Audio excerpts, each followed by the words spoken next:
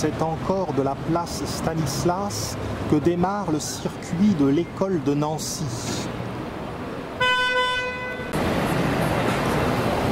La lumière bleue,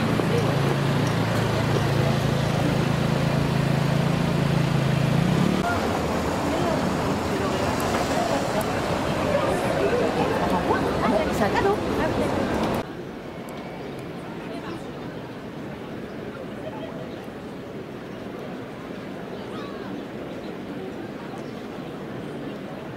Impossible de s'en lasser. L'école de Nancy est représentée par des architectes du début du XXe siècle. C'est dans le quartier commerçant juste à côté de la place Stanislas que nous allons voir certaines de leurs réalisations.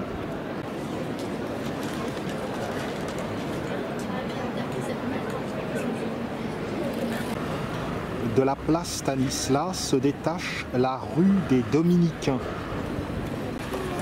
Les immeubles y ont été construits entre la fin du XVIe siècle et le début du XXe siècle.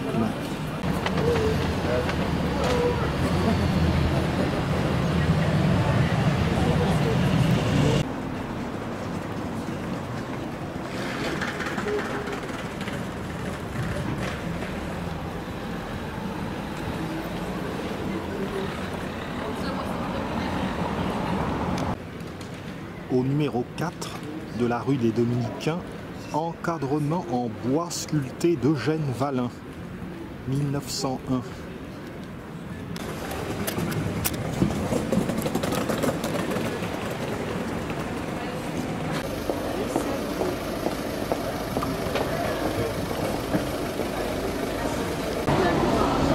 L'intérieur de la pharmacie Jingo est décoré de motifs qui rappellent l'arbre aux 40 écus. Nous croisons la maison des Adams vue au premier circuit. Et ce n'est pas l'école de Nancy.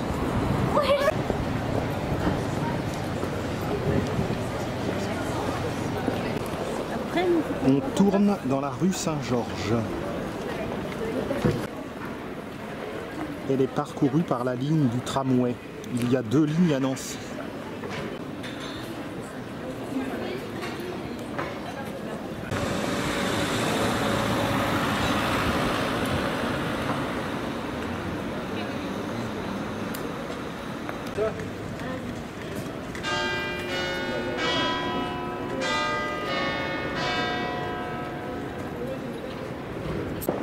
Je vais voir un petit détail qui m'a échappé dans le premier circuit. Une petite rue sur le flanc de la cathédrale.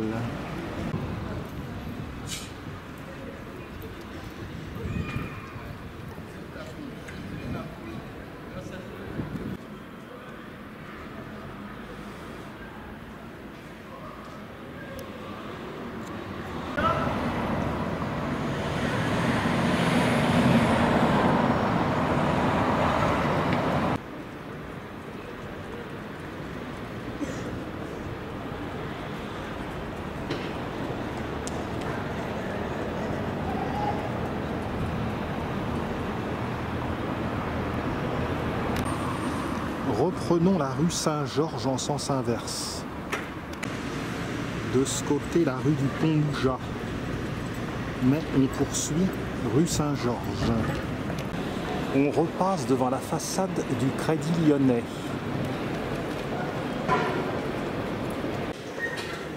À l'intérieur, verrière aux clématites de Jacques Gruber, 1901. On continue jusqu'à la rue de Saint-Dizier. On tourne à droite. La maison Eugène Arnoux-Masson a été construite par Louis Déon.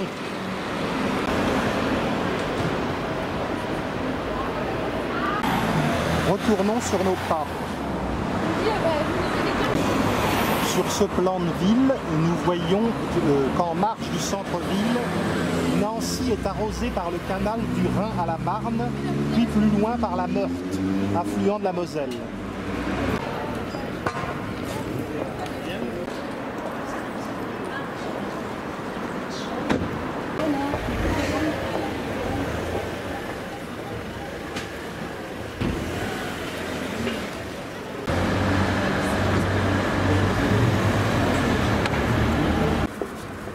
La façade de la Société Générale est un ancien immeuble de rapport qui a été construit en 1902.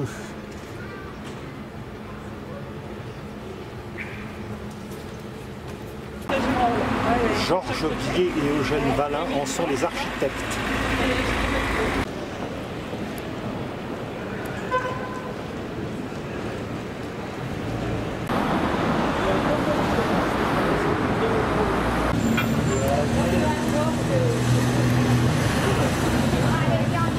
On arrive au hall central, maison natale d'Émile Gallet, à l'angle de la rue de la Faïencerie.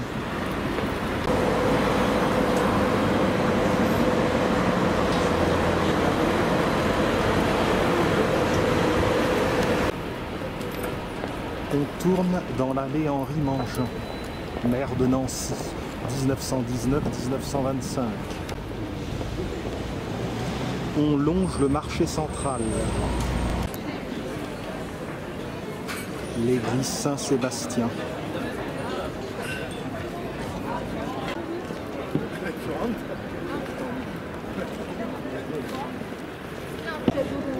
On s'engage dans la rue Raugraff.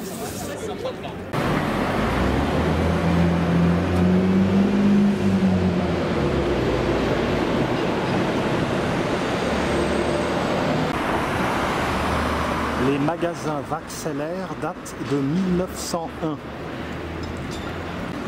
Ils ont été construits par Charles et Émile André et Eugène Valin, qui sont les pionniers de la modernisation du centre-ville et de l'introduction de l'art nouveau à Nancy.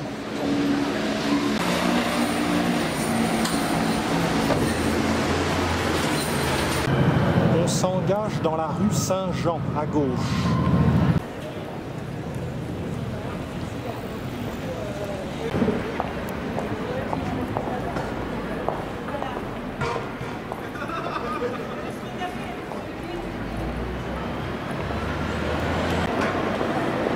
Rue de la Visitation au numéro 12, pharmacie Rossfelder.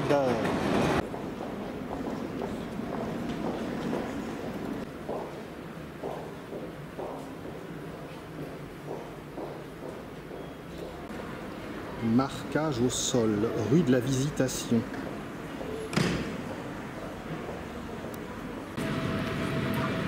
On reprend la rue Saint-Jean à droite.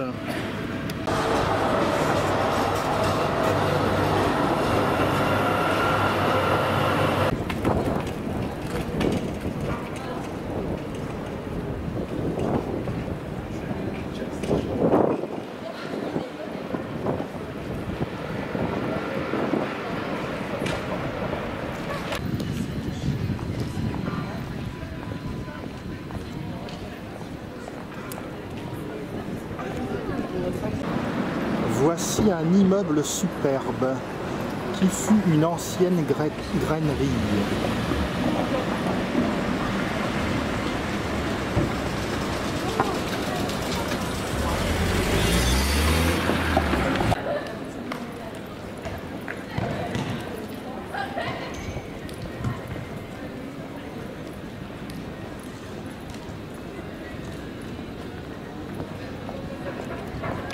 Nous parvenons peu à peu dans le quartier de la gare de Nancy. Sur cette place, nous voyons le très bel immeuble de la BNP. Cet immeuble date de 1910. Il est dû aux architectes Émile André et Louis Charbonnier. C'est Majorel qui est responsable des ferronneries et du mobilier. Petite rectification, l'architecte Charbonnier ne s'appelle pas Louis mais Paul. C'est Majorel qui s'appelle Louis.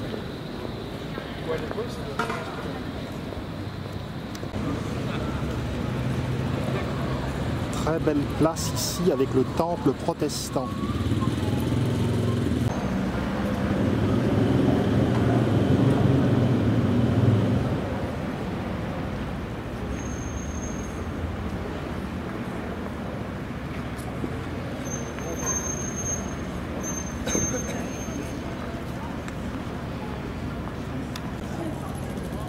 statut de l'Alsace et la Lorraine séparées de la France, 1871-1918.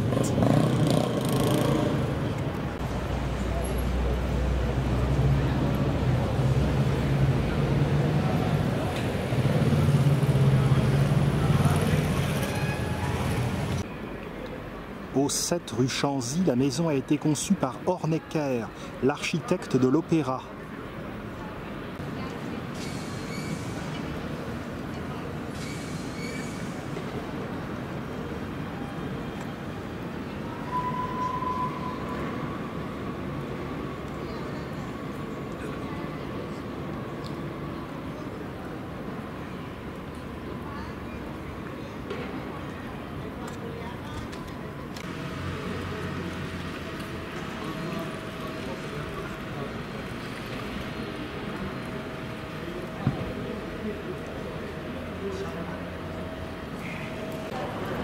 Belle porte de style Art Nouveau.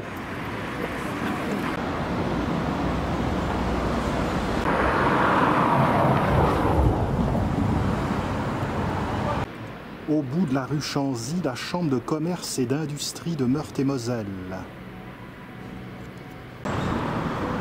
Cette réalisation date de 1908. Les ferrures sont de Louis Majorel.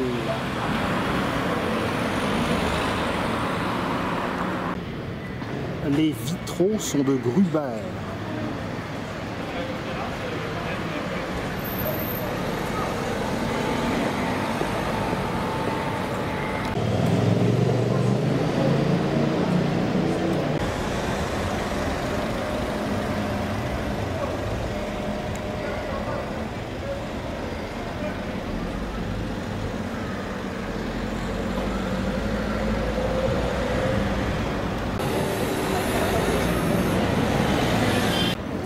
À l'angle de la rue Mazagran, la brasserie L'Excelsior. L'immeuble, là encore, construit en 1910, a été décoré par Louis Majorel.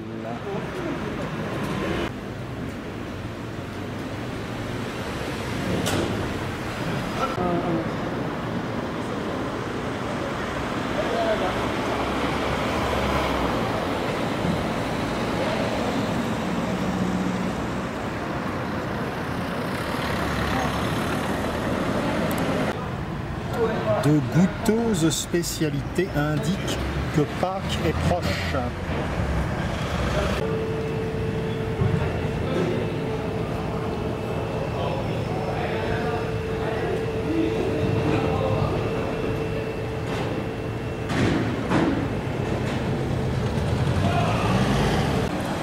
Les fameuses bergamotes de Nancy ont toujours la faveur du public. Nous sommes parvenus dans le quartier de la gare de Nancy. Voici la gare.